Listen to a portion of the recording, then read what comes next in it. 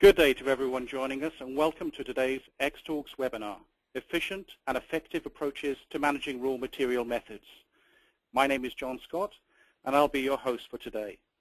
Today's presentation will run for approximately 90 minutes, including a question and answer session. This webinar is designed to be interactive, so please feel free to send in text questions and comments throughout the presentation using the questions function located in the panel on the right-hand side of your screen. At this time, all participants are in listen-only mode. This event will be recorded and made available for future download. The presentation slides will advance automatically. If you need any further assistance, please contact me at any time during the presentation by sending a message in the same question panel. We would now like to thank Eurofins Lancaster Laboratories, who have helped develop the content and presentation for today's meeting.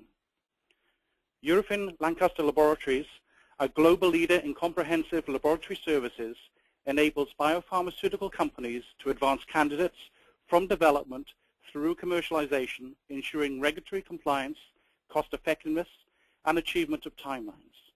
Discover why 800+ leading pharmaceutical and biotech customers continue to trust Lancaster Labs with their laboratory testing needs at www.lancasterlabspharm.com. I would now like to welcome our speakers for today's conference. Travis Emig, Director, Pharmaceutical Chemistry, Lancaster Laboratories. As Director of Pharmaceutical Chemistry, with more than 20 years of experience with Lancaster Laboratories, Mr. Emig leads operations for the company's Pennsylvania and Michigan facilities. His specialities include analytical chemistry, chromatography, investigation process, regulatory trends, KPI-based operations management, and creating innovative service models for customers. Pauline McGregor, President, P&G Consulting Canada. With over 20 years in pharmaceutical industry, working for companies such as Syntex, Pfizer, and Novacol, as well as contract testing laboratories in Canada and the UK, Dr. McGregor has been involved and has had passionate interest in the evolution of method development, validation, transfer, and verification of analytical methods. Throughout her career, she has taught analytical R&D, method validation, transfer and verification, GMP, and related quality system courses in Canada, the US, the UK, Jordan, and China.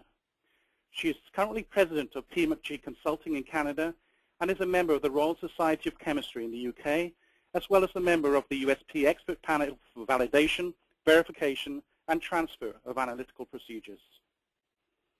Also joining us today is Kimberly Rhodes, Manager of Pharmaceutical Raw Materials at Lancaster Laboratories. Ms. Rhodes is the Manager of the Raw Materials Operations for Lancaster Laboratories, overseeing quality and compliance in order to meet client requirements and regulatory standards. Ms. Rhodes applies her 13 years of experience to her specialty in analytical chemistry with a concentration on polarimetry, thin layer chromatography, and assays by titrations.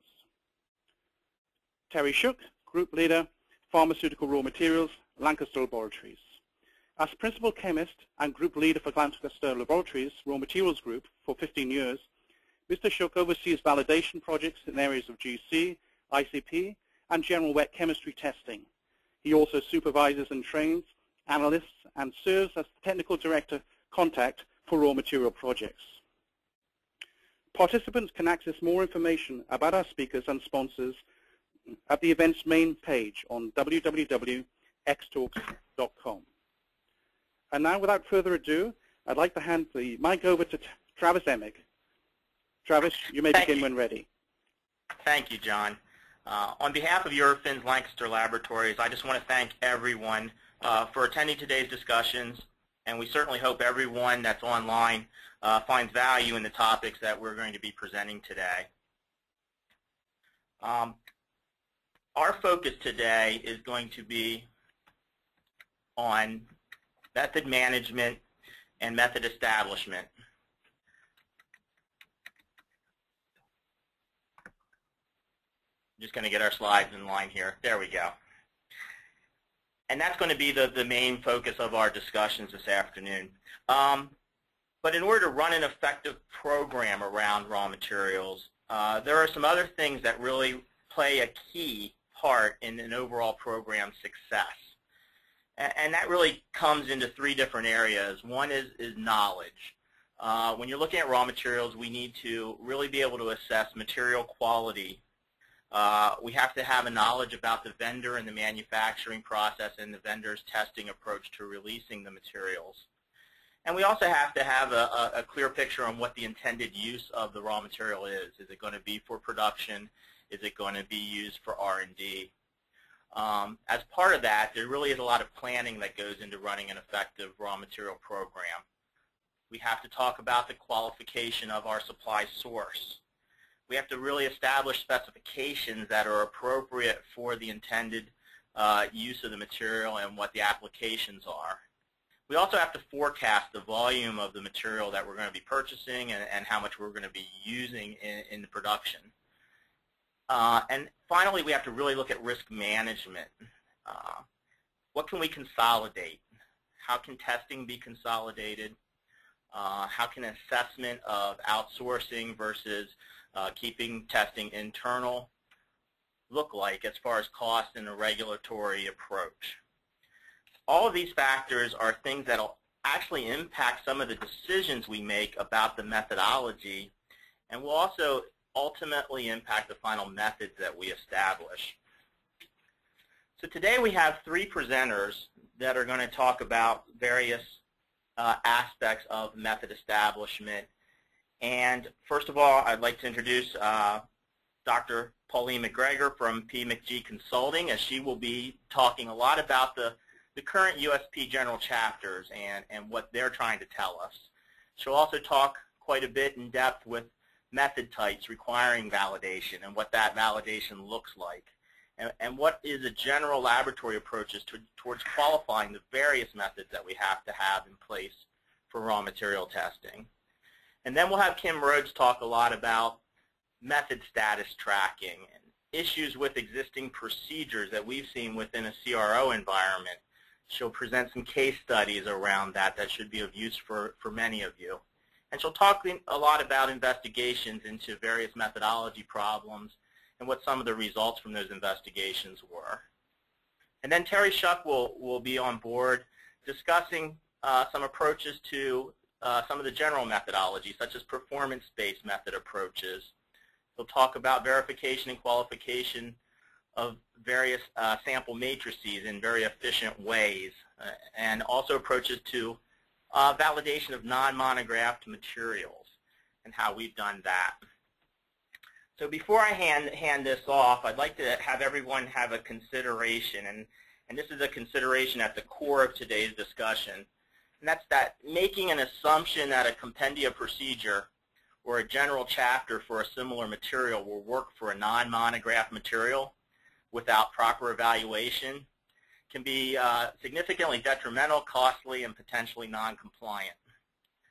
It can be scientifically detrimental when methods don't work as they're intended to. And it certainly can be operationally costly when you have to deal with failures around investigations that arise due to the inadequate evaluation of methods for the material itself.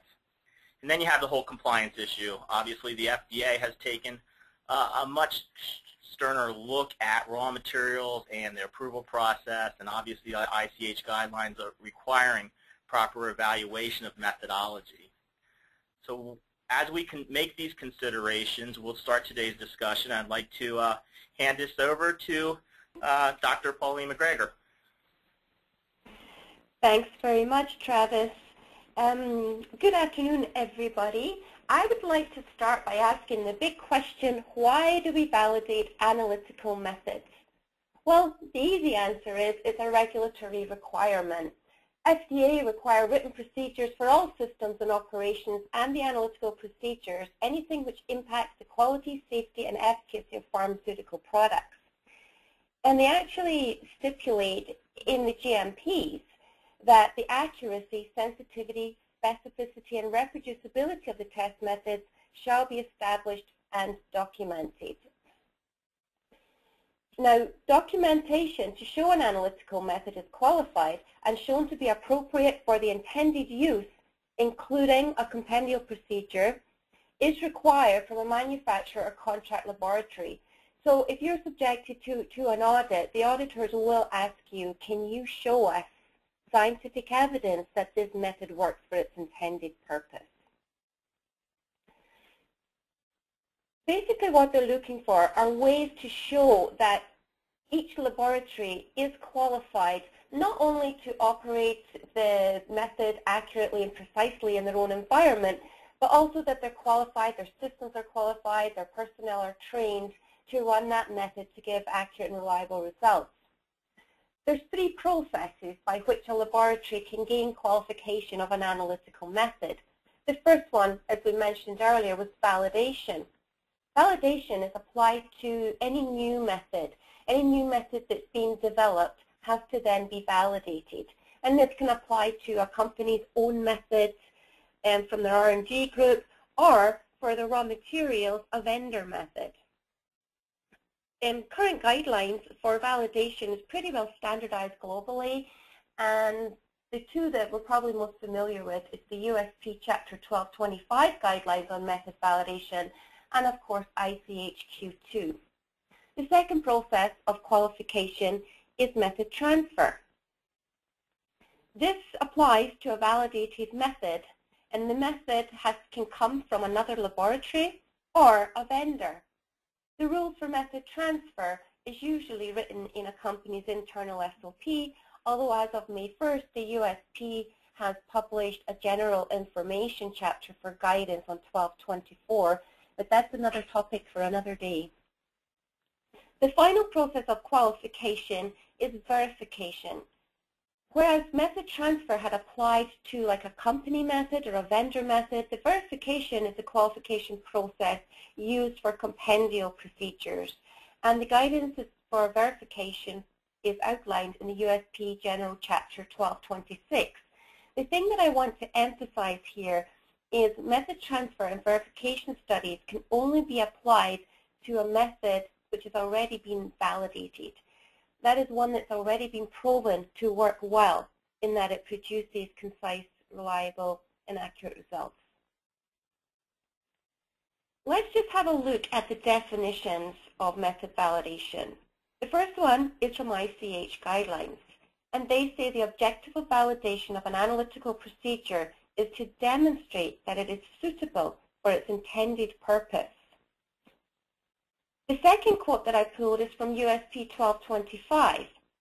Documented evidence of test methods employed by a laboratory to evaluate the identity and strength of its drug product in an accurate, precise, and reliable manner for its intended use. The USP definition is more in line with the GMP regulation that we saw earlier. The thing that I want to draw your attention to on this slide is the word intended purpose. That's the all-critical phrase that we need to be aware of when deciding how we're going to qualify our method, and we'll discuss that further. It'll come up later. So let's have a look at what is involved in analytical method validation. First of all, we have to have an established analytical method. We need to have adequately trained staff to perform that method. We need to make sure that our equipment is all qualified, and so that the data we collect from our equipment, we can believe it, it's reliable. And of course the samples must be controlled as well so that they don't contribute unnecessary variables to our method performance. Then more often than not, we'll have a look at the data that we produce, and we may have to do a statistical evaluation on it. And we need to also assess the analytical characteristics that we want to validate for a particular material, and how applicable is it to the intended use of the method. We'll then do a final evaluation of the method, and of course we have to document that whole process. When I mentioned an established analytical method, what does that mean? Well, that refers to one that's already been shown to work by means of a feasibility study or a method assessment. You don't want to go into validation without having done some R&D work and experiments to try to understand and control the methods. So prior to validation, you need to know to your best knowledge that it is going to work. The four most common types of analytical procedures that are validated are identification tests, impurity tests, both quantitative and limits, and quantitative tests of the active in samples of drug substance or drug product or other selected components in the drug product, the assay test. I'm going to come back to this intended use again because it is the intended use of the analytical procedure that has to be clearly understood. We need to understand not only what conclusion or what decisions are going to be made on the outcome, the data that we're going to generate, but also what is the material itself going to be used for. Both are very important components to consider when looking at which validation characteristics to perform for your validation. The next slide, it cannot be a validation presentation without this. I'm sure a lot of you are sitting there thinking you wish you had $1 every time you'd looked at this table. But there it is. This one's actually a summary I put together from ICHQ and the USP. And what this does is tell you, if you're going to have those four typical common types of analytical methods, the assay, whether you want to measure your impurities quantitatively, or a limit test, which is just a pass or fail, or an ID test, these are the analytical performance characteristics you would perform. The analytical performance characteristics, accuracy, precision, etc. So I want to just now go back in time a little bit and provide some history. Since we're going on to talk about verification now, how did this all come about? Why do we need to verify compendial procedures? Well, in 1820, the USP was created. In the year 1906, a law was passed, and this was to help prevent contamination of food and drugs. An unfortunate tragedy in 1937, which killed 107 people due to the drug sulfanilamide, they realized that, we're going to have to put stricter controls on releasing drug products into the U.S. So they updated the Federal Food, Drug and Cosmetic Act and the United States, and that was when the FDA was created as we know it today. At that time, this was when the FDA was charged with the task of enforcing the standards in the U.S. Pharmacopoeia and the national formulae. Now, that enforcement responsibility still exists today. What that means is, although the USP and the FDA are entirely different organizations, and the USP is not a government run at all, what it does is all the methods and monographs in the USP provide the legal standard. So when the FDA go in and audit companies, or they look at submissions for drugs to be sold on the U.S. market, they look to the acceptance criteria and the methods in the USP as their standard.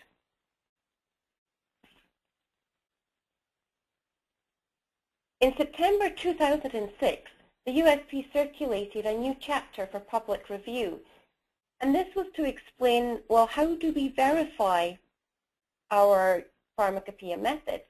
Although I talk about the USP in this presentation as an example, this practice can also be applied to the European pharmacopoeia, the British pharmacopoeia, and the Japanese pharmacopoeia. In fact, any literature published method, you could use this approach. Something that I want to emphasize, though, is if you are going to do the verification process, it is valid. If you want the results for your verification process to be valid, it is assumed that the lab running the test is in compliance with GMP and equipment and staff are qualified.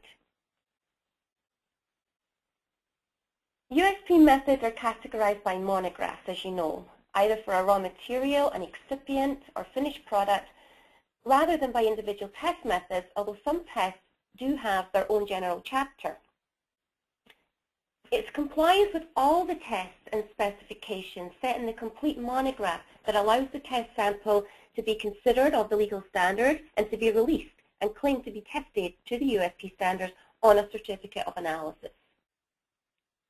So that's very critical. The USP have high standards for our products. So how does a method get into the USP? Basically, they have been validated, and some company somewhere has validated these methods and submitted to the USP with a complete validation package. There's a team of experts that then review it all, and if it passes the USP review system, then it's included in the USP for public use. Therefore, we can assume that any published method in the USP monograph is considered to be validated for its intended use.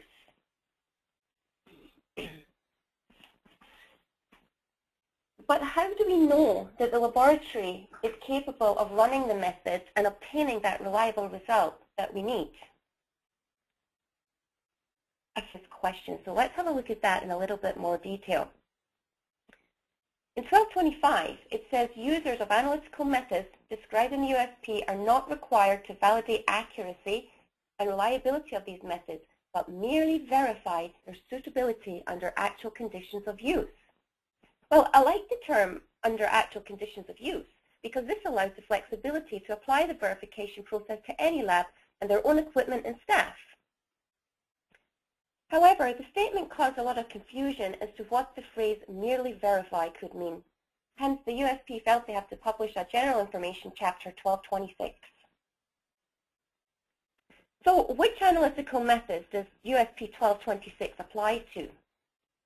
Well, basically, remember, the verification process is an assessment of whether the compendial procedure can be used for its intended purpose under the actual conditions of use for a specified material. Biological tests are not included in this chapter. However, I have quoted in the reference slide at the end. If you are interested in how to handle your biological tests, you've got some references 5 to 10 at the end. Also, 1226 is not intended for retroactive application. What this means is if you run a test from the USP and you have historical data to show that it does consistently perform as it's intended, you don't need to go back and do the verification process on every single method that you run. What it does apply to is drug substances, drug products, and excipients. Also, mainly the tests apply to those chromatographic procedures, spectroscopic tests, etc. Basically, rule of thumb, anything that has a number, you should provide enough data to show that it is consistent.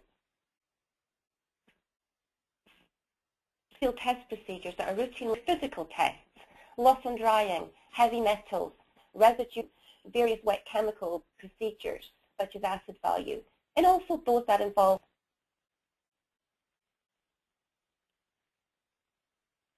However, you need to keep in mind that although you may run that test, for example, the heavy metals or the pH, you should consider what you're actually testing if you're testing it for the first time. For example, you want to consider preparation requirements. You may want to verify that it's for the technique that you're trying to use.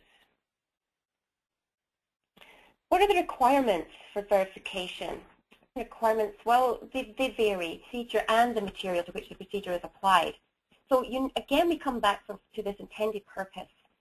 And we only want to consider those characteristics that are considered to be appropriate for the verification of a particular procedure and that we're trying to evaluate. The next slide, one we saw earlier for ICHQIRIW in 1225. So I've taken the liberty of putting a couple of tables together on the next couple of slides. This is based on my own experience and also an older version of 1226. And this summary of, how involved is the verification process. So basically here I've compared what we would do for validation of this type of test and what we would do for verification. Again, where you see maybe, that's open to interpretation. You'll see it's for specificity and robustness. I'm looking at the API assay here. Where it says maybe, that means, most importantly, what impurities do you have in there for your raw material? If it's an HPLC method, for example, is the impurity closely alluding to that main active peak? If so, you may want to do specificity and robustness. The next slide compares the validation and verification parameters for a limit test. Now, I think this slide causes some confusion as to people determining the difference between validation and verification, because if you compare these side by side, they're the same. The less complex the test, the less you have to validate or verify. So in the case of a limit test, you sound like you could be talking validation, but you mean verification, because you would actually confirm the same parameters. But you can see in the slide before, sometimes they are very different, and the verification process is not intended to be as laborious to the testing lab as the validation. Again, identity tests do not generally require verification. For example, if we're doing an ID test on IR or UV, or even thin layer chronography, sometimes all that's required is comparison to a reference standard. Also, in the case of the IR and the UV, it makes sense. We're not doing anything quantitative here, and we usually compare it to a standard, and we have a system check, and we've already qualified the equipment and trained the personnel. So that makes it possible not to do so much work. However, again, we have to be careful to consider if we need to perform specificity or not. And for that, we need to know the material. Specificity is critical, particularly from drug substance from different suppliers. This is something that you really would want to consider the specificity of the method, because it may have different impurity profiles that are not addressed by the compendial test procedure. Similarly, the excipients that are used that you're testing, if these excipients are going to be used in a drug product, they can vary from manufacturer to manufacturer in the quality, and they may have the potential to directly interfere with the procedure or cause the formation of impurities that are not addressed. So if you're using, for the compendial procedure for an excipient, for example, if you change your supplier, I think it would be critical just to verify the specificity of the method for that different supplier. So basically, the verification should assess whether it's being tested. The decision as to the extent of the verification process is made on a case-by-case of the answer. There's so many variables involved in the process that you really need to make it fit the individual method, what the material is going to be used for, and the individual company's policies and quality systems. The important thing to remember is that you have to have documented specific justification for your approach and the validation characteristics that you choose to use in your verification study as an essential tool.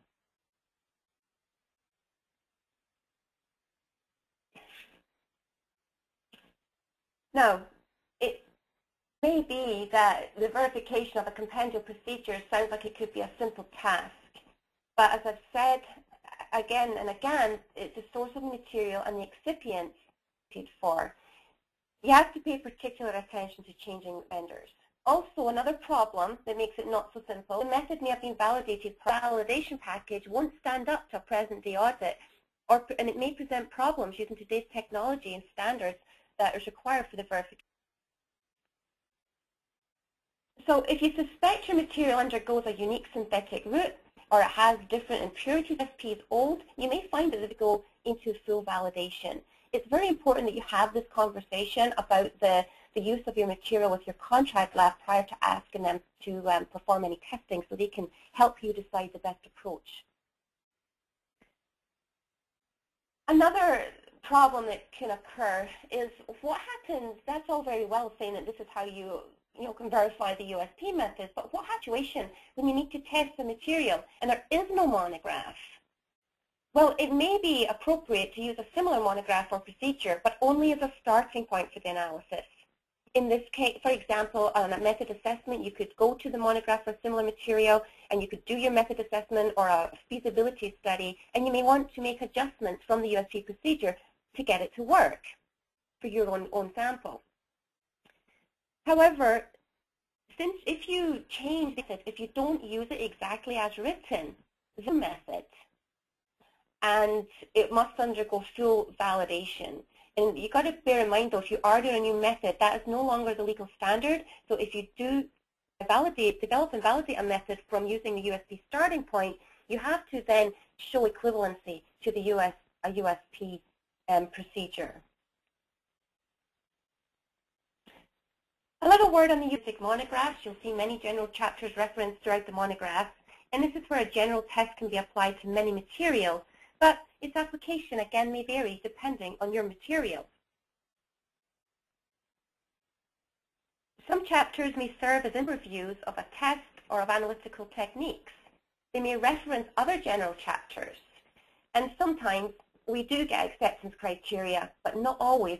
And the reason for that, although you may find that not very helpful at the time, is to allow you to develop your own acceptance criteria for these very general techniques because they can be used so broadly.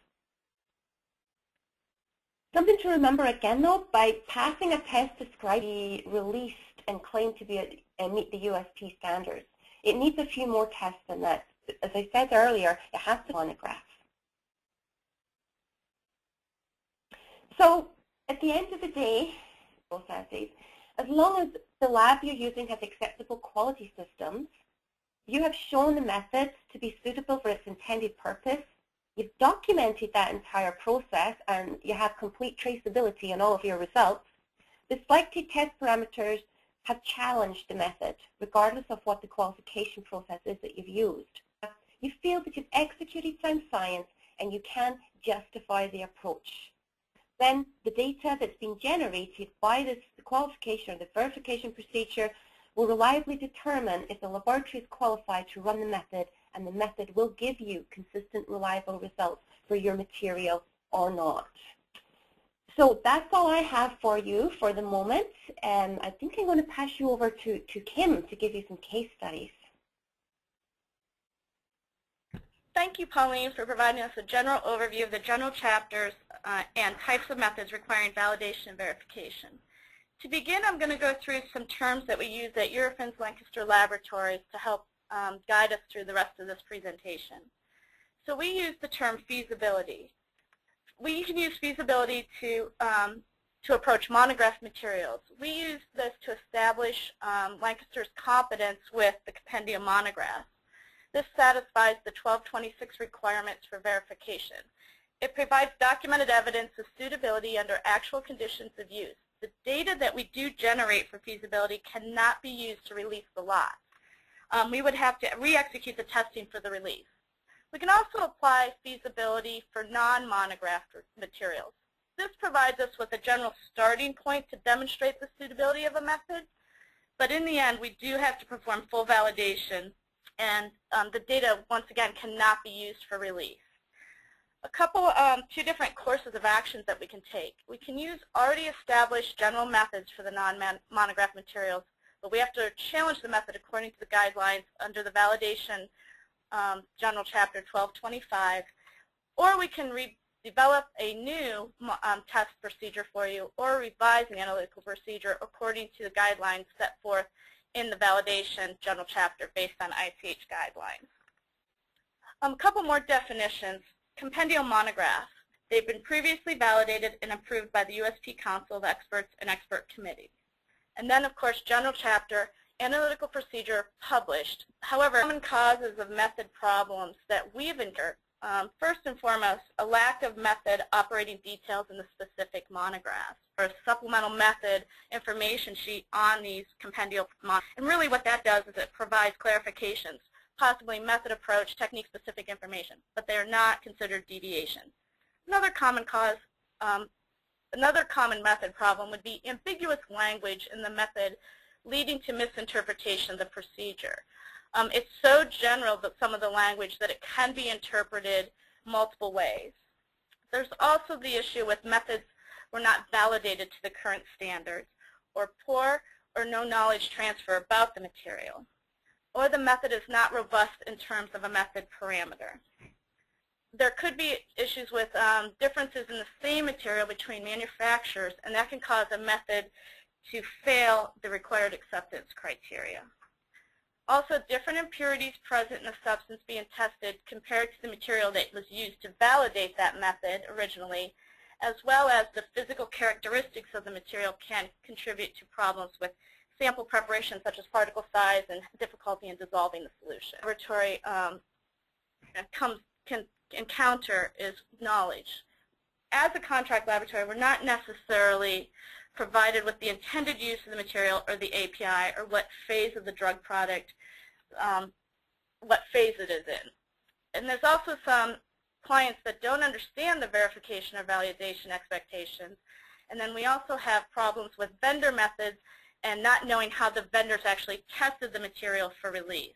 These obviously can lead into great costs in investigations when the methods do not work or the specifications are not appropriate. And these costs, unfortunately, are passed through to our clients. We've encountered clients that are hesitant to invest in the feasibility studies or the verification or validation of raw materials. It's just not an investment that they're willing to take when they can validate at the end. But investment in feasibility studies are worth it. It provides a little bit of flexibility to investigate the method issues and place controls on the analysis prior to running the release, and it also could potentially alleviate costly investigations or delays in manufacturing. We also are challenged with a regulatory requirement. We've actually, which Terry will go into a little bit further in the webinar, we've developed some performance-based methods, and we've also come up with approaches to validating some non-compendial materials.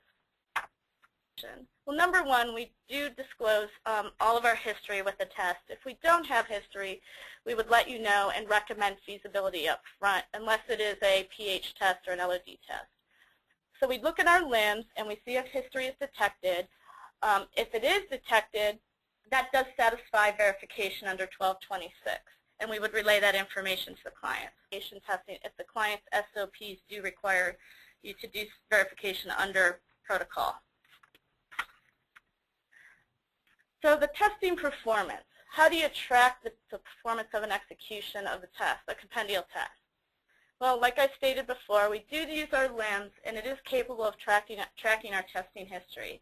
We can gain success and failure rates of an analysis, and we can look at all the investigations that were initiated on a specific test and see what we put in place to try to alleviate the same situations from occurring in the future. So a couple things we need to know. Number one would be, as I stated, end use of the method or the material and how you are going to use those results generated by the laboratory. Are you simply just performing an informal monitoring of the raw material prior to use in the production? Are you using it for vendor evaluation? Or are you actually going to use it for full release? We also would require timing for manufacturing. Typically, no test is given to the raw material department.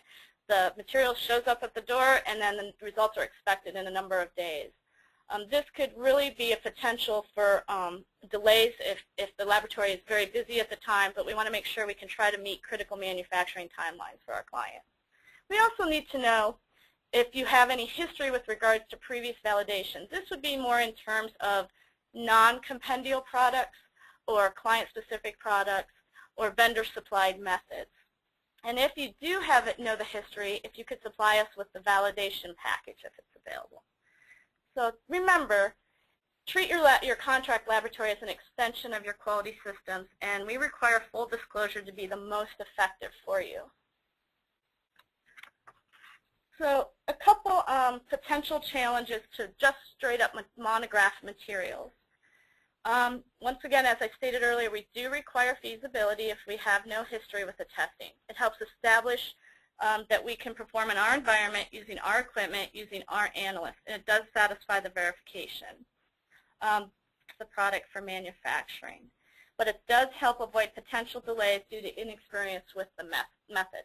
The one risk here with feasibility would be it's not an indicator of method performance. We don't challenge the method as the methods for monographs are already considered validated. As stated previously, vagueness of a compendial method is typically our challenge, and one example would be content-specific rotation. That monograph is very poorly written, I guess you would want to say, and we had to have clarification from a vendor. And when we created our SMIs, we actually do give that to the client so they can see how we interpret the methodology. But some of the stuff that would be into the SMIs would be the types of tubes used, the saponification steps that require the open tubes, which is not stated in the method, and you actually have to place a PTFE rod in the tube during the saponification. So, and there's more to the testing than just simply stated in that procedure. And then also, we do a completely different method for a monograph material. For instance, the IPA assay GC test for the isopropyl rubbing alcohol.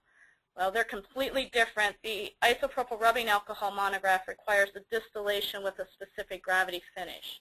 And although everybody knows the assay by GC would give you better results, it wouldn't be considered USP for the isopropyl rubbing to run it that way.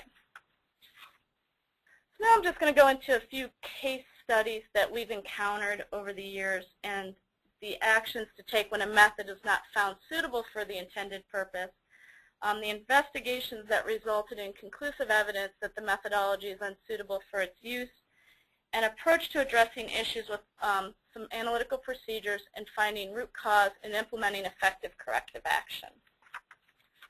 So case study number 1 is sodium acetate. We identified a trend in the failures for the USP assay by titration. We assessed the critical parameters using what we call a design on experiment. We took 4 or 5 different steps that we looked at, and we ran multiples of different testing. And in the end, we statistically evaluated for the most critical component. The most critical component ended up being the indicator, which is p-naphthobenzene, and the subjectiveness of that visual endpoint. That indicates color. So we figured that we determined that the current visual method and our kappa was to develop a more robust method. So our approach, we performed comparison studies with the visual USP titration to show equivalence, and we harmonized those studies across USP, EP, and JP. So right now there's one titration offered for all of the compendia. Our next case study is the urea monograph. It's an assay titration. It's a Keldol nitrogen determination. The problem, it's not reproducible. Our results all trended very, very low, and we identified the root cause likely being associated with the catalyst for the determination, which is potassium sulfate and cupric sulfate. A while back, the USP removed all the mercury catalysts from the monographs due to the safety concerns with using and heating mercury for the digestion. The general consensus among all the vendors is they were obtaining similar low results to ours, but they were employing deviations or alternative approaches such as CHN for elemental analyses. Obviously, we can't just do that and call it USP, so what we have to do for the path forward is potentially either validate a CHN method for urea, or you can validate a different approach such as an HPLC method. At this point, we have not done any of that. We haven't been able to partner with anybody to actually work with us through that. So at this point in time, we don't bid on that. We can offer some alternatives such as CHN, but it would not be considered USP at this point. Not intended for all grades, manufactured grades of material. This falls under a case study of trehalose. The problem is there's one global vendor of USP grade trehalose. The monograph specifications are very specific to that USP grade. What's happening is secondary vendors are buying other grades, for instance, food grade, and trying to refine USP specifications. This results in failures for different test products of the manufacturing process, and it also can result in failures for the color and clarity by the UV. Once again, contract laboratories are not responsible for the unexpected results for non-USP grades, as the refining process can impact the results in the testing. Most times, contract laboratories, we would not be aware of your supply chain, but this was all determined through an investigation process and actually working with that one global vendor of trehalose. So at this time, for this product, we do not offer the tests unless we consult with the clients on the potential issues up front.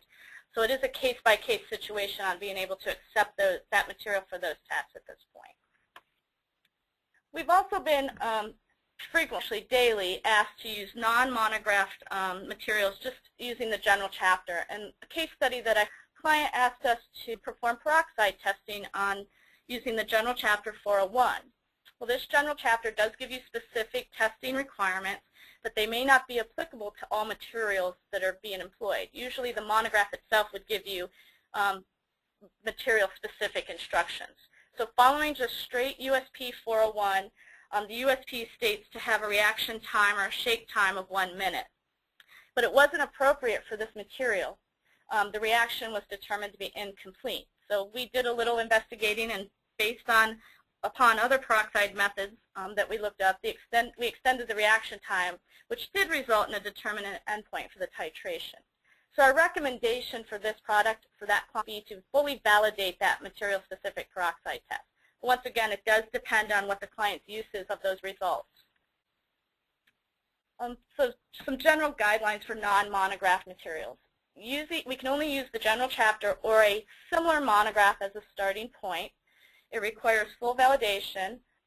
Some of the pitfalls of the assumptions is assuming that compendial monographs are similar products, that a general chapter will work for all non-monographed materials without proper evaluation.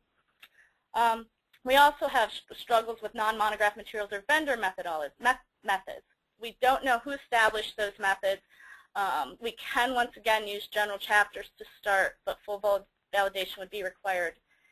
We typically would not know the end use of the API or excipient, so it's very difficult for us to guide clients what to do in this situation, unless we can, have very detailed conversations with them, and then we can guide them. So to conclude, before I hand over the presentation to Terry, I'd like to just sum up my discussion as the advantages of method management. It's essential to meeting regulatory requirements. It ensures that methodology issues don't impact results. It would provide confidence when a failure occurs that it's most likely material specific and not related to the method. And it's a key component in the process of assuring product safety today. Thank you. Okay, Terry. Thank you, Kim. Okay, today I'd like to talk about some innovative approaches that we've come up with to demonstrate method validity in matrix contingent analyses. And what we're talking about in this situation are quality by design approaches. And I'll basically be talking about two different methods that we've come up with. The first would be technique-specific methods, and the second is what we call our self-validating approaches. Now, what prompted us to come up with these approaches really was changes to USP's chapters, starting with the Residual Solvent General Chapter 467. When that general chapter was revised, they actually did put specific procedures in place, but only really for selected solvents. So the USP Class 1, Class 2 Mix A, and Mix B. But that general chapter actually requires you to also monitor other potential residual solvents in your materials. So they're listed in the chapter, but the procedures really don't identify how to test for them. But it does tell you any procedure that you come up with has to have some degree of validation for those particular solvents. So more recently, USP actually has made some changes to their metals approach as well with Chapter 233. And in that chapter, it's purely a performance-based approach where there are really no instrument procedures defined in that method.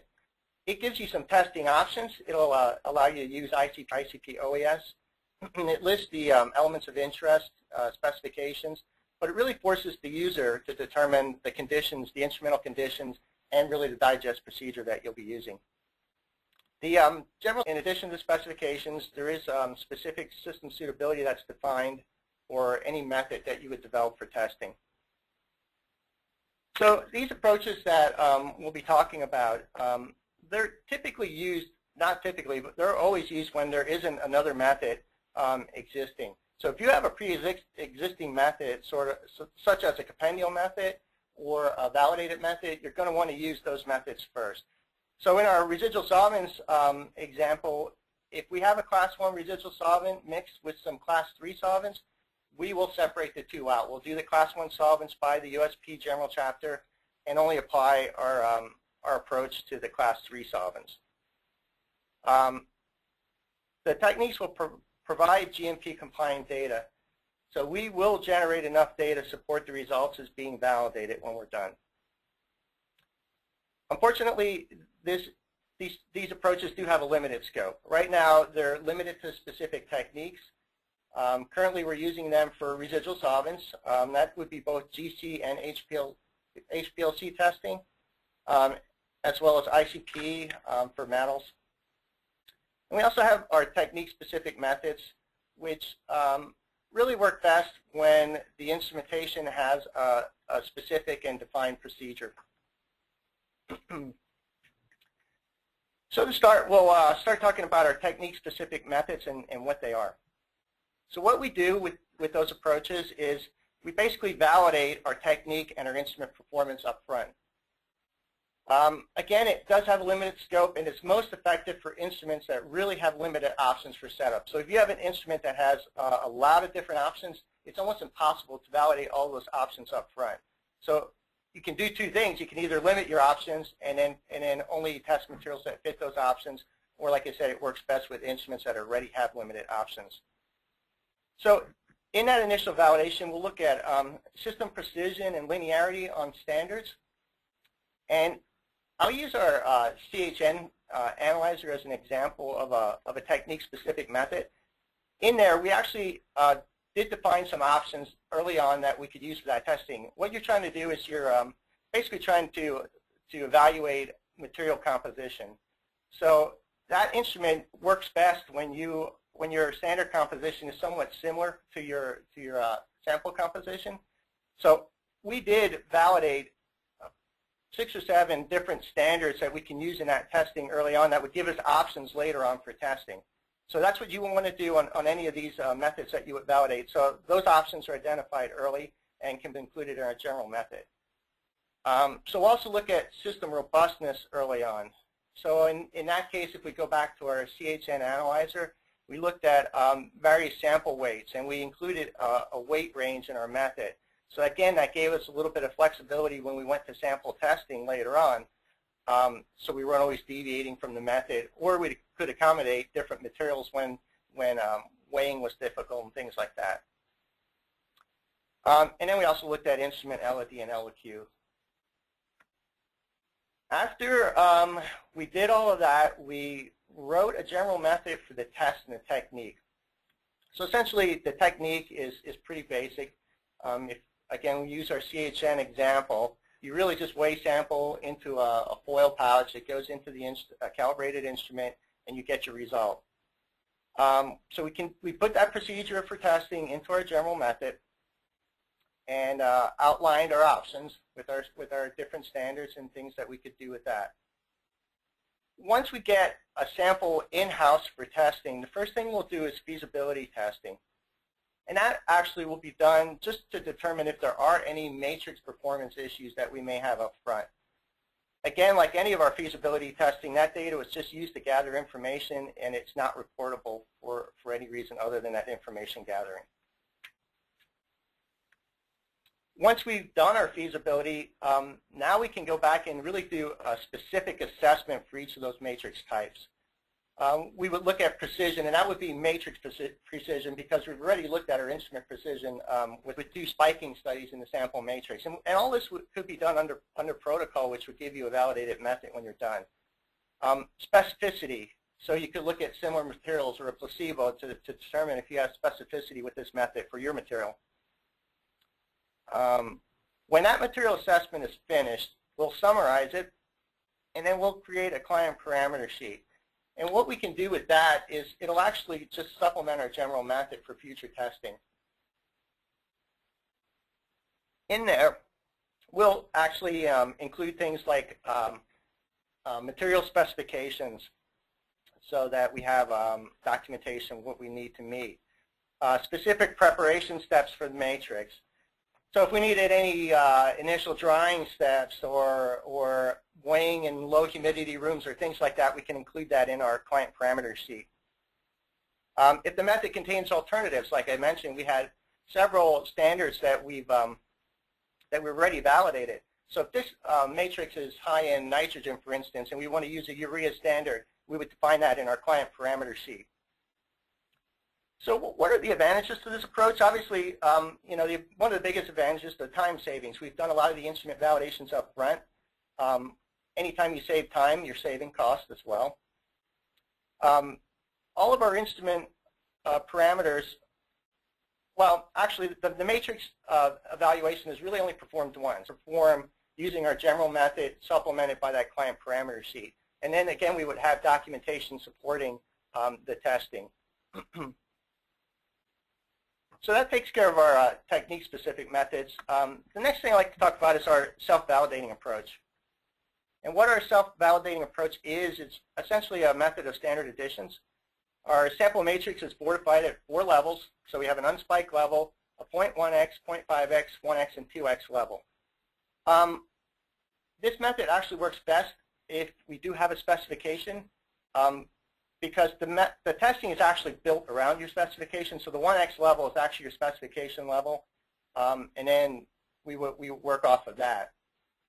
In addition to the fortification, the method also includes 6 standard injections for standard precision. We do a method blank and a check standard as well.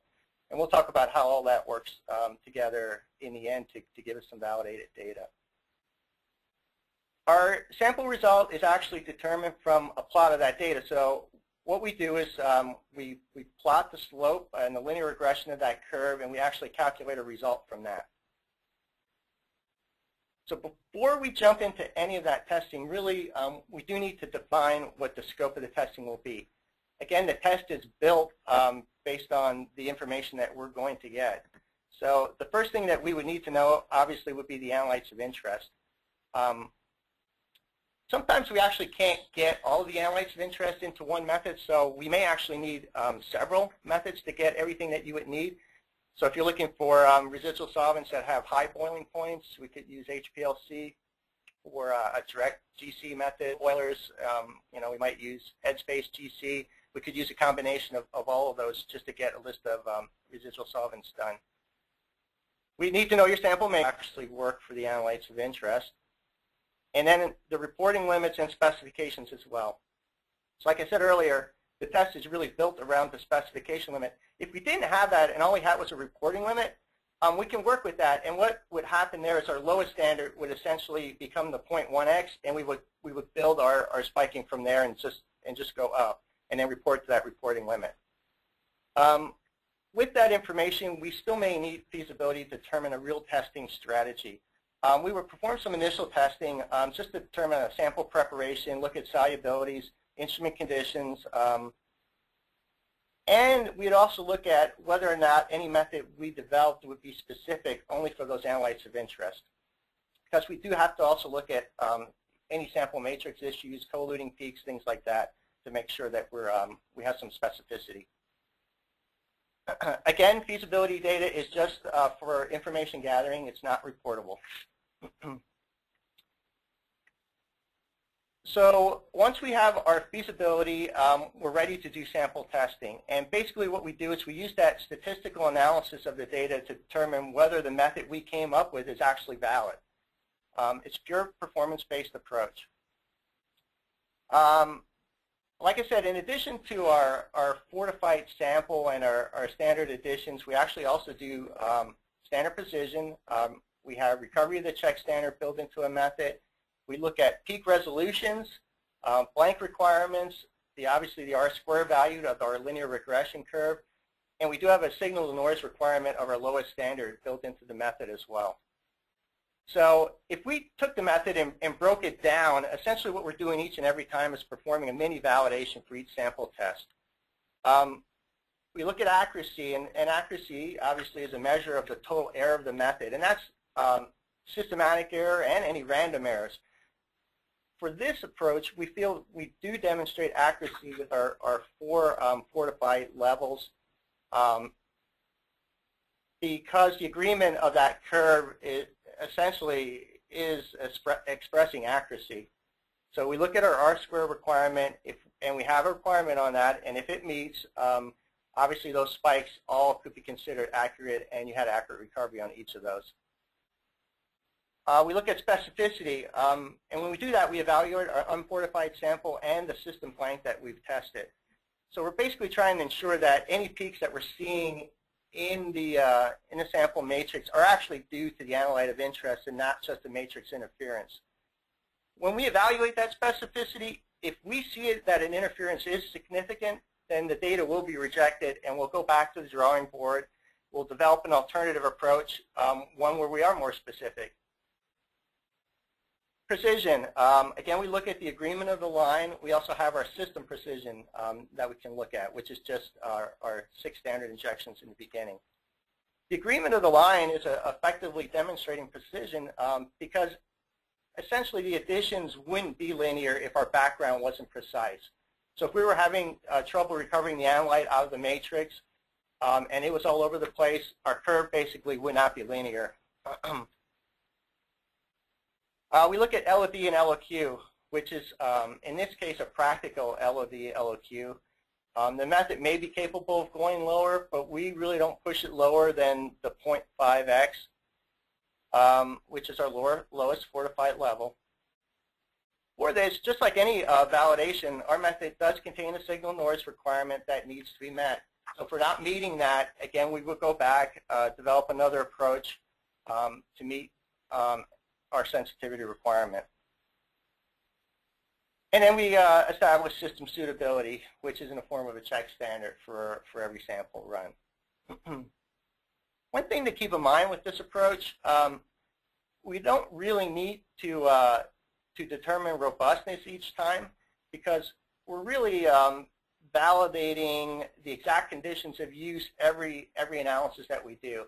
So robustness isn't something that we really need to look at. So if we ran one material today, a different material tomorrow, and we changed something a little bit, we validated those changes just through the testing itself.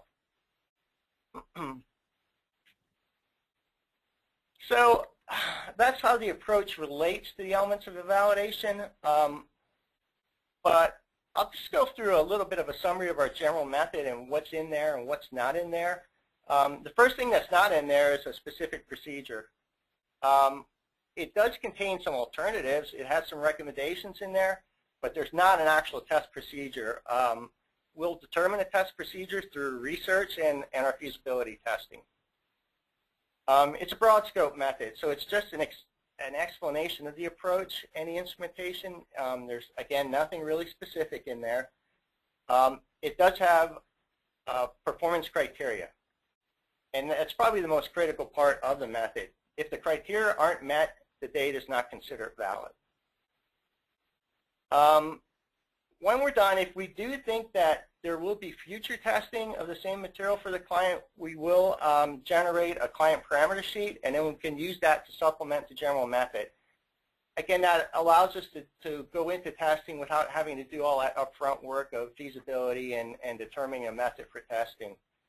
So again, what will be contained in that parameter sheet will be any specifics to the test procedure. We'll put in our column of choice, the procedure we're using, any sample preparations, specifications, things like that.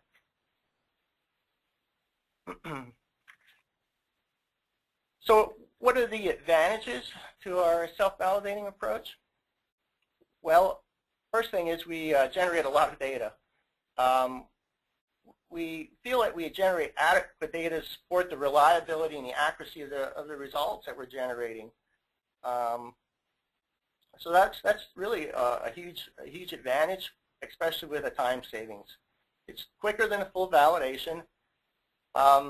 Everything is done in a run or two, and we might have a second run for feasibility or method development, and then a run for testing. Usually the timeline for all of that is generally within the time frame of normal release testing. So, you know, a traditional validation is more of an extended project. This is, like I said, within normal release testing turnaround times. There are a few limitations to it. The first one, it needs to be formed on every sample. So even if we have multiple lots of the same material, we go through the whole test each and every time for every lot, which sort of fits into basically anytime you want to add another component to the test, you're basically going through the procedure again as well. So, you know, you might have done this material for ethanol. You want to add another solvent to that, you're basically going through the whole procedure and redoing the testing. It's not really cost effective for large groups. Because we're generating a lot of data, the cost per test is higher than testing that would be performed after normal validation. So if you have large groups, and that probably would be anything over 15 samples, it's probably not very cost effective to do it this way. And probably the biggest limitation is not really widely used for every technique. Currently right now we're using it for ICP, GC, and HPLC for metals and residual solvent testing. And again, only when we don't already have an established method existing. So that pretty much ends my discussions for today, actually all of our discussions for today. There's a few slides at the end that actually contain some reference and contact information. With that, I'd like to thank everybody for attending, and we'd be happy to take some questions. Thank you so much for your insightful presentations. We'll now move into the Q&A part of our program. At this point, I'd like to invite our audience to continue sending in their questions or comments that they'd like to address to the speakers through the questions function located at the right-hand side of the screen. I already have received some questions, so I'll begin with those. The first question I'd like to ask is, how long does a feasibility study take to complete? This is Travis, and I'll start off with a few comments on that question, and maybe Kim can add a little bit more to that. Really, feasibility verification is really dependent on what the methodology is. If it's basically a simple wet chemistry test or an identification type of test that you're really trying to confirm you can run, literally the lab work is a day. Obviously, we'd have to do a report or a summary report or something like that. Where it gets to be multiple days is more along the lines of a chromatography-based method where you may have column selection, instrument differences that you may have to work through to assess. So our answer to that is really it can be as short as a day or two in the laboratory. Oftentimes, if it's chromatography-based and there's any issues, it could be as long as a week. I don't know if, Kim, you want to add any more to that? Right. So what we do is we recommend up front, we would disclose if we had history with the test. If we don't, and you're under critical timelines for manufacturing, we would still love to perform that feasibility testing for you, but we won't know what issues we incur until we actually get into the testing. If we have to order any standards, columns, obviously that's going to delay your manufacturing. So present that up front to us, and we could try to rush through feasibility or offer an alternative to actually performing that for you. Thank you. Okay, thank you for that. And another question coming through. Upon using a USP General Chapter method for a non-compendial material, should we do a full validation? That's another good question. We did have the one example in the actual presentation on the peroxide testing, where that is definitely a test that, based on our experience, that we would want to go ahead and do a full method validation on that. For the most part, I think the answer to that question is, again, test specific. Depends what general chapter you're actually looking at and how complex the actual testing is and how relative it is to the material itself. Is the material itself going to impact the test? You can take a look at something like a loss on drying or something like that and say it's an absolute test. As long as you get to a constant weight, you get an absolute value from that type of test. But there are other general tests where sample manipulation, the way you handle the material could impact the results. And so you definitely want to look at having some validation in place to demonstrate that method is appropriate. Kim or Terry want to expand on that, or even Pauline, if you have any comments on that. Yeah, I agree with your answer. Maybe I could add a couple of things to that. We have to be careful when we're using the general chapters for non-monographed material.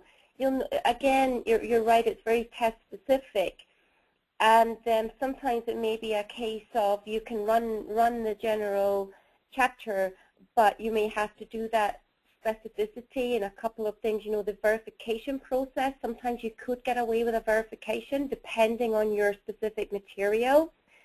Other things is, notice, like for example, if it's a chloride test, in that general chapter, the chloride and sulfate, it actually states these tests are to be, you know, applied, or they're specified in the individual monographs. And so, in some other general chapters, like you mentioned, our LOD are absolute tests that would work for anything that are not material specific.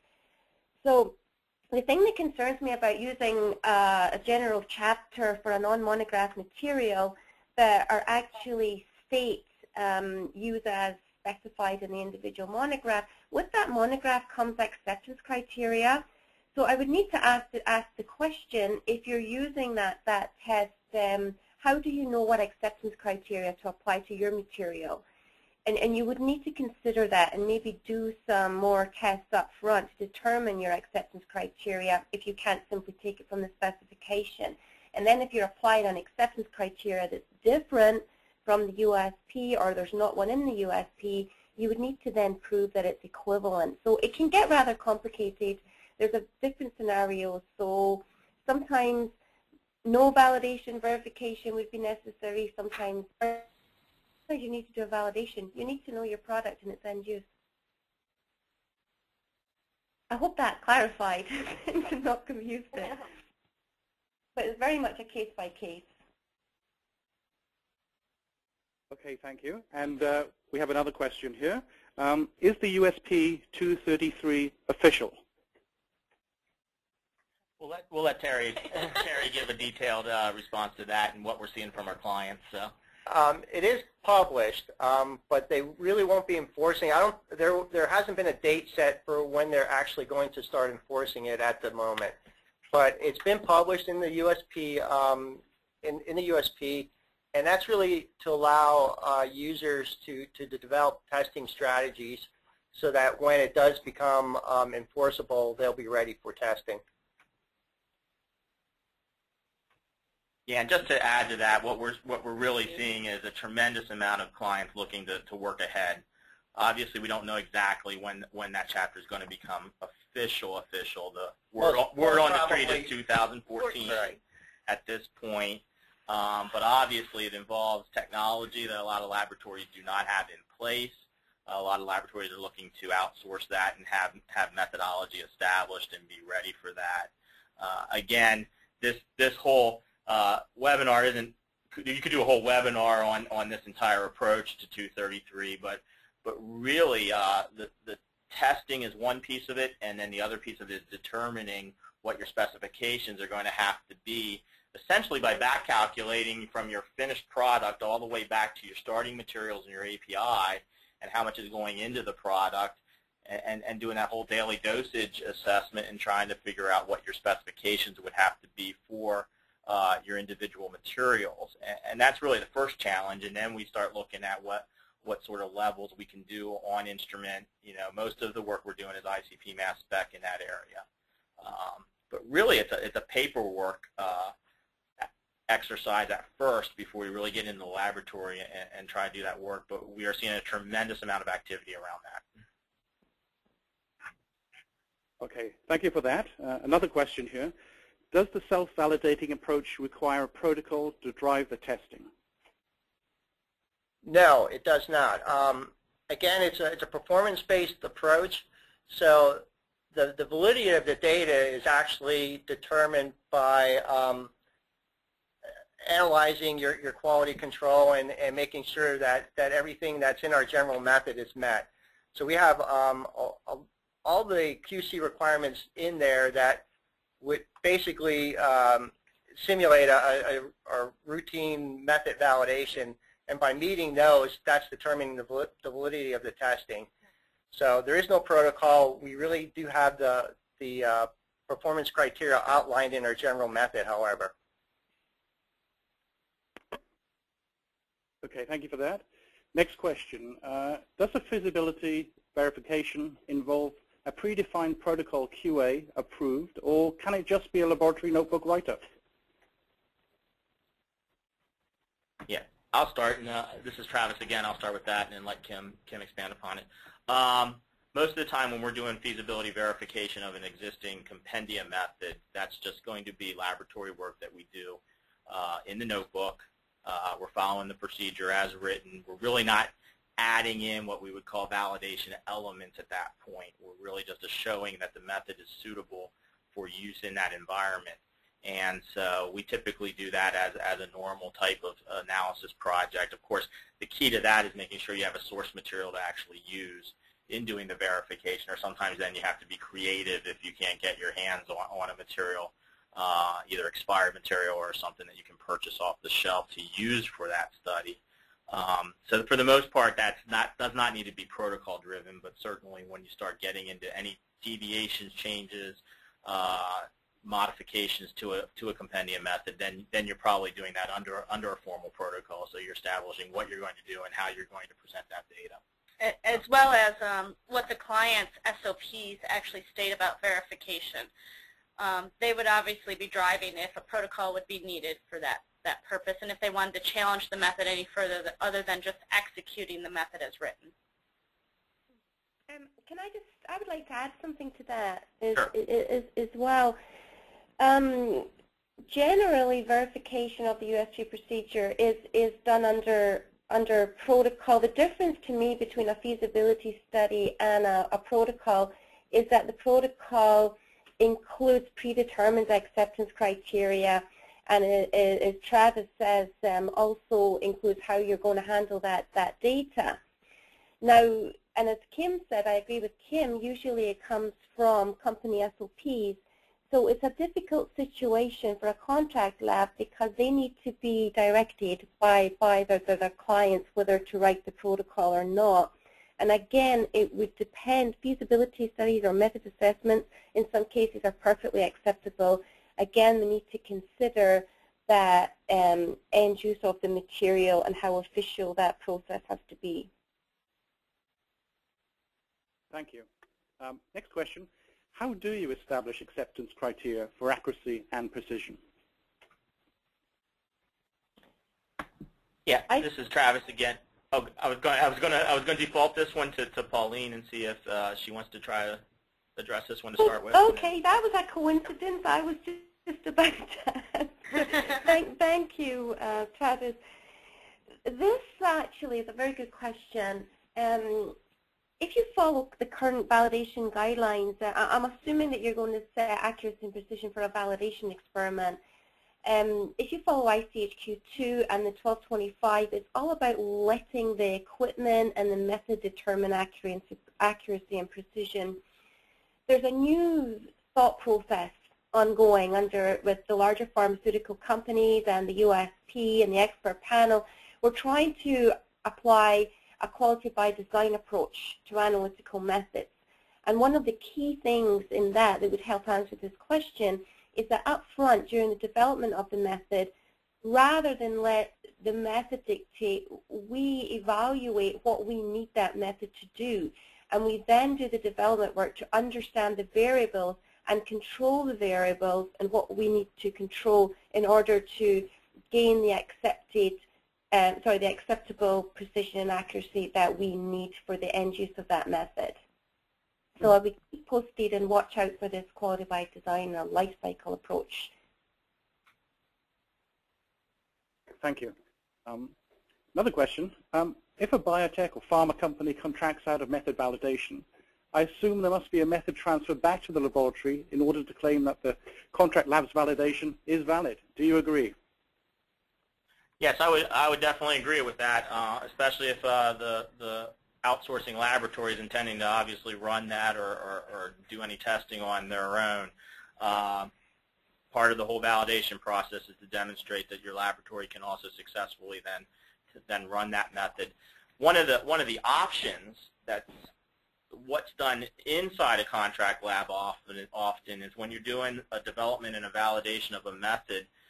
Typically, that could be done in another group within the contract lab that is not going to run the method routinely. So one of the things that we often do as a contract organization is have the end user actually participate in the validation itself and be like the second analyst for precision and accuracy as part of the protocol. And one of the things that we have done creatively with a laboratory is also have them participate as part of the validation as intermediate precision, as a second analyst for accuracy, and actually compile that data all in the one report. So you kind of can combine that and have both sites actually qualified to execute the method at the end of the day.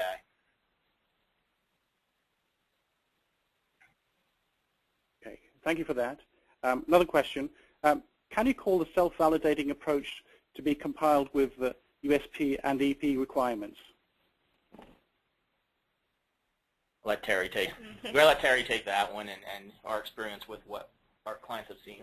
Yes, for residual solvents, we do consider it actually equivalent, even superior to what the USP method is actually requiring for testing of compendial materials and the solvents that are addressed in that general chapter. We based it on that general chapter, which only has one fortification level, so we included 4 fortification levels in our method. So basically just built on the USP General Chapter and took it steps further to make the data even more valid probably than what they're seeing with that General Chapter. So we definitely would consider it equivalent, if not superior, to what's in USP 467 now. Thank you. Another question here. When I need to verify an excipient, only precision character will be to evaluate? I can take this one if you like, Travis.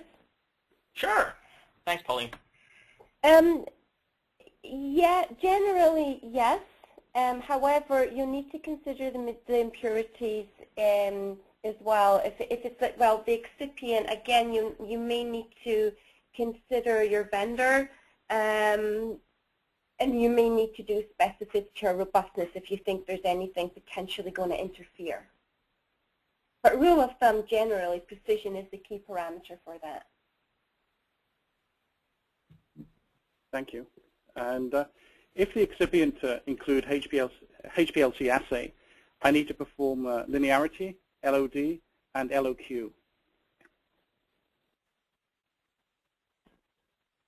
Question is, okay, I think the question is, do they need to perform just the linearity, LOD, and LOQ if it's an HPLC assay? So you're just looking for quantitative. It's a quantitative assay only. Pauline, do you want to talk about the elements of an HPLC validation for a quantitative method? Yeah, so I'm just assuming, like you, that this is now we're talking about validation now. The last question was verification. Yeah, I'm going to assume it's validation. I think the question is, if it's just an assay, do they need to do LOD, LOQ since they're not looking for impurities? Yeah.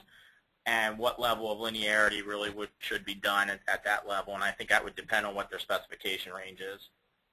Yes, and they're right. They don't need to do the LOD, LOQ. The tables that we produced in the presentation are actually quite useful reference points for these questions, or typical questions like this. Okay, thank you for that. Another question here. In a case where your validated method predated the monograph specific test, both chromatographic slightly different from mobile phase, what type of method verification would be typically required?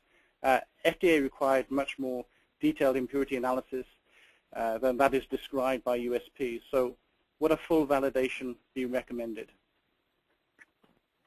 Take that one, Kim. In that case, if we're changing anything, if we're changing any characteristic or parameter within the test itself, we would recommend full validation at that point. Yeah, Correct. Another approach as well that I've seen for this, because remember the USP are constantly updating their methods as well. If your own validated method is what you have in your submissions and what's filed, you may want to stick with that. So what you could do would be verify the USP methods in your lab and then do an equivalency study against your own validated methods. And that would be one route to save revalidating everything again. Okay, thank you. Another question here. What is the best strategy for the implementation of elemental impurities by ICP instead of heavy metals by USP? Okay, we're going to let... that's a loaded question. It's a loaded question, but we'll let Terry talk a little bit about our experience with that. Well, if the question is related to just implementing the general chapter as it's written currently, they actually do have in the back of that general chapter validation requirements based on use. So there's a quantitative verification or validation requirements, and a limit test validation requirements. So for every material, we would recommend going through those validation requirements first time through to make sure that you're meeting those. And then once you met them once, then you can perform testing as if you validated that material for the USP General Chapter. Okay, thank you for that. And another question here. If we are applying European Pharmacopoeia method for a USP monographed item, which does not have the correlating specification for the method, does the FDA expect us to perform a full validation, or is it verification sufficient? I assume the question is that there's an EP methodology out there, but somebody wants to release it for a USP perspective. And there's no corresponding. There's no corresponding USP procedure. The EP is the source of a method. Now again, Pauline may be able to address this. There is an assumption that the EP method has been validated, I believe, as well, like the USP would conduct its published methods. Pauline, do you want to try to address that a little bit? Yeah, and this is quite a common occurrence actually, because especially for impurity assays, because the pharmacopoeia tend to have more impurities than the USP, although the whole harmonization process is ongoing. What you would need to do here is, it says it's a USP monographed item, but the specifications don't correlate. You're in luck if the pharma European specifications are tighter, because then you would just need to verify that for your product and the USP method that you would meet the USP method. You would still need to do that verification. Okay, thank you. Does the titration method and a UV method in the USP need to be verified or validated? This is Kim, if it's a monographed material, it's already considered to be validated. If we don't have history with that, then we would recommend our feasibility approach first. So it doesn't have to be revalidated if it is in the monograph. If it's not monographed, then yes, you would have to, because there's not really a general chapter. The titration is 541, but there's no methodology. It's more theory. And the same for the UV general chapter. There's not really a methodology-specific instruction in that, so we would have to then validate it for those purposes, especially if it's UV by assay. Yeah, so if you're just using the general chapter for those two because it's non-monographed, I would suggest I would actually suggest to anybody to actually write an analytical procedure, have that in place, have it reference the general chapters as a source. Basically, that's what we are intending to follow the general theory in those chapters, but then write a method and actually run a validation protocol on that. Correct. Thank you. During method transfer to the receiving R&D lab, can intermediate precision between the R&D lab and QC lab be sufficient to demonstrate that the method can be run in both laboratories to eliminate a formal method transfer within a company? Historically, yes, depending on the complexity of the methodology. So we talked about that a little bit earlier, and we will write that into protocols as far as having the intermediate precision and sufficing as a method transfer. However, I'd just be cautious, and Pauline can add to this as well, depending on how involved the method is, whether it's you just don't know. If it's a method that's a standard additions method, or if it's a method that's more complex, you may want the other laboratory to do more than just intermediate precision to show that they can demonstrate effectively that they can run the method. So I think you need to use some scientific judgment, but as far as acceptance from a regulatory perspective, the concept is acceptable. Yes. Pauline, do you want to add anything else? Yes, I agree. That was a good answer. The only other thing that I would add to that is, for example, be careful if you do have impurities. Usually, you need to do additional accuracy to show that both labs and systems are recovering the impurity levels or the potential degradants, even if it's particularly if it's stability indicating for an API.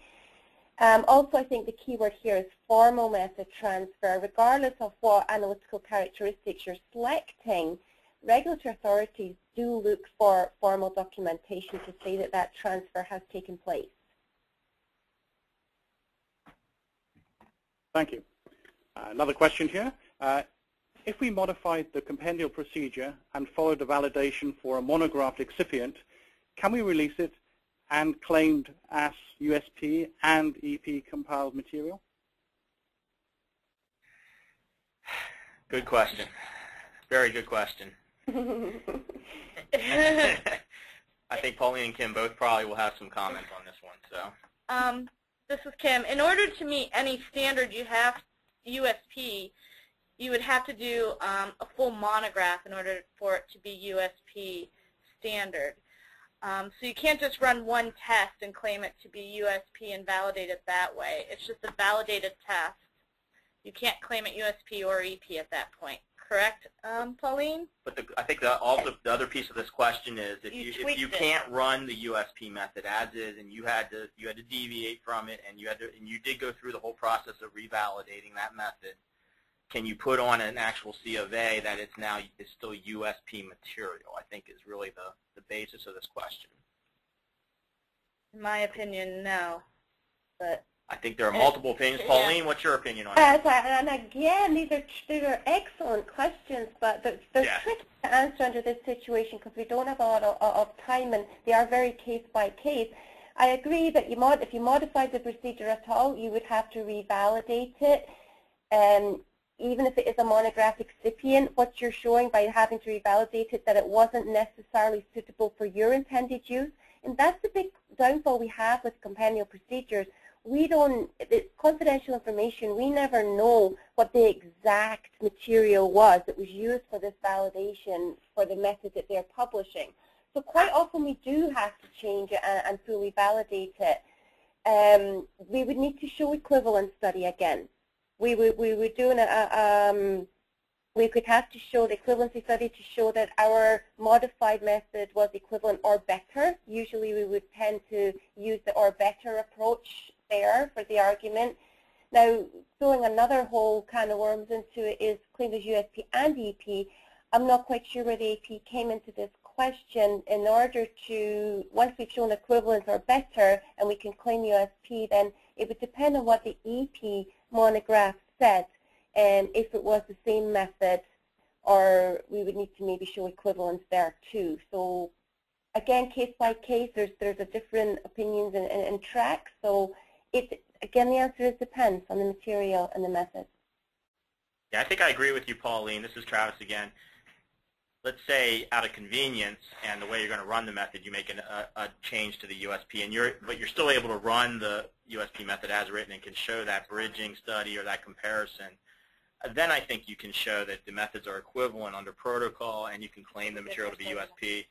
But so many times you get in this loop, this circle where you just can't get the USP or the compendium method itself to work, and so you're kind of stuck without having that comparative data to make that assessment. And so that becomes a more challenge. Okay, I now have a validated method, and can I still claim it to be USP material? Yeah, I mean, Kim was right. She took the question black and white, and the simple answer is no, without knowing more specifics. However, I think what you said was key to this answer is it's possible, but with the bridging studies, I like that term, that you would need to do a lot more further work for comparison studies and equivalence studies between your method, the USP method, and then the EP method to make it possible. Right. Correct. Okay, thank you. And we have another question here. How would you recommend establishing an ID method for a complex raw material such as a liquid growth supplement that contains several different components? That's happened. That's happened. Yeah, I saw that question. I'm like, I know I wasn't really sure how we'd address it, but it's complex. Obviously, you need to look at the individual components and see what sort of source methodology is out there for identification. What's the vendor running? And then you got to look at the matrix and the sample matrix and see what can be separated, what components could be ID'd in the same fashion. Obviously, a chromatography method may work better in that sort of scenario where you can get separation of the components. But it's really a process to go through where you have to look at each component, look at what is a detector source, can you do an IR, can you do a UV, can you do a color. You know, where you get in trouble is really in those type of mixtures, trying to think that you're going to do a wet chem ID test or anything like that becomes less and less probable, and you're looking more and more at an instrumental solution or multiple instrumental methods with some sample manipulation is really the course of action. I don't know if you guys have any examples of Terry or Kim. Yeah, I think the biggest thing with developing an ID method is whatever you're testing for needs to demonstrate some consistency. You might have a material that may contain some trace amount of metals, but you're not really going to want to develop an ID based on those metals if they're not going to be in there consistently lot to lot and batch to batch. So to me, that probably would be one of the most key things in developing an ID method is like Travis said, identifying the key components of that material, but making sure that those key components are in there consistently. Yeah, you would want to do multiple lots during that validation of that identification.